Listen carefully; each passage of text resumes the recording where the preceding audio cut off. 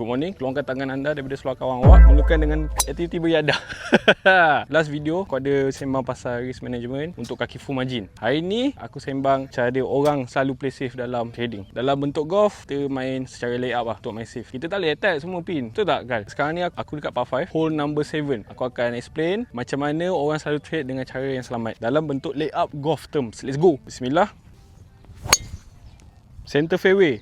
Oh, first tee off, first layering aku dah selamat. So, kita pergi layup. Let's go. Tadi tee off aku cantik, 235 meter. Ini adalah second shot aku lepas tee off. Ini adalah cara layer paling selamat. Ini cara trader Yes, aku target sebelum bunker. Itu adalah layer paling selamat. Tadi aku dah tunjuk cara trader yang smart, trader yang selamat, macam mana diorang trade. Sama juga macam golf, kita ambil contoh kat par 5. Kau ada dua option. Second shot tu kau nak full margin terus ataupun kau nak trade yang selamat. Ini lah contoh trader yang full margin. Nampak Mencari bola. Terlebih full margin ni lah. Pergi lah hilang bola tu. Lepas tu bola pun MC, account kau pun MC. Haya. Baik. Tadi aku tunjuk demo safe trader kan. Ni aku tunjuk high risk trader full margin. Ini adalah par 3 Bayangkan pin flag tu adalah full TP kita macam dalam par 3, macam dalam 50 pips macam tu lah. Tapi full margin. Aku dah full margin dah. Tapi tidak mengapa, masih lagi selamat. Sebab apa? Aku masih full margin tapi kita ada profit. Tak loss pun. Bola tak hilang pun, nampak. Zoom sikit kat situ, ADS tu.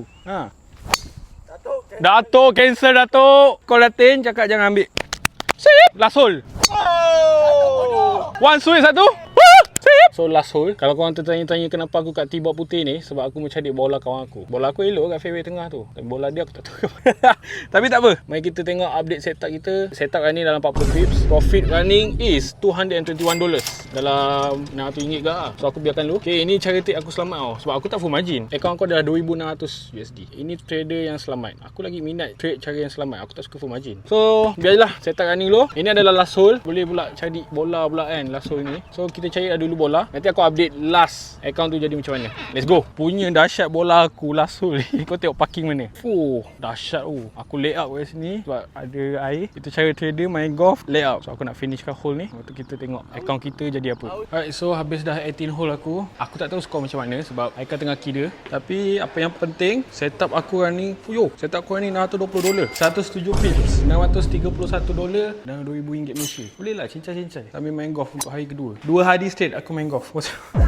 Tengok belang dia macam mana. Aduh, main gila. The reason why aku entry, kalau kau nampak kat sini ada resistance M15 dan juga rally base rally. SND juga aku ada ajar dalam video education aku. Boleh check kat sini. The reason why aku entry sebab itulah. Resistance, rally base rally, fly 170 pip sambil main golf tadi, panas tadi.